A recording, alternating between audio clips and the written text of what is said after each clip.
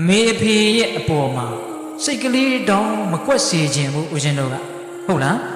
အမေအဖေလည်းပုထုဇဉ်ပဲမဟုတ်တာတွေရှိမှာပဲမကောင်းတာတွေရှိမှာပဲကိုယ့်အပေါ်ဆိုးတာတွေရှိမှာပဲသို့တော့အဲ့ဒါတွေကမပြောပါတော့ပါဘူး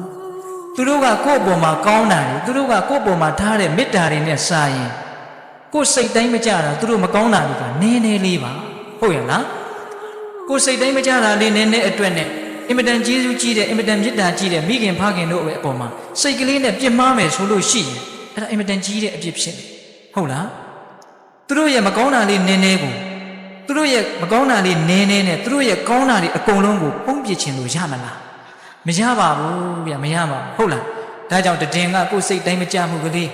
ကိုယ်အလိုဆန္ဒလေးနည်းနည်းလေးမပြည့်တာနဲ့အမေဖေရဲ့အပေါ်မှာစိတ်မကွက်လိုက်ပါနဲ့ကိုယ့်အပေါ်မှာကောင်းခဲ့တာတွေအနန္တ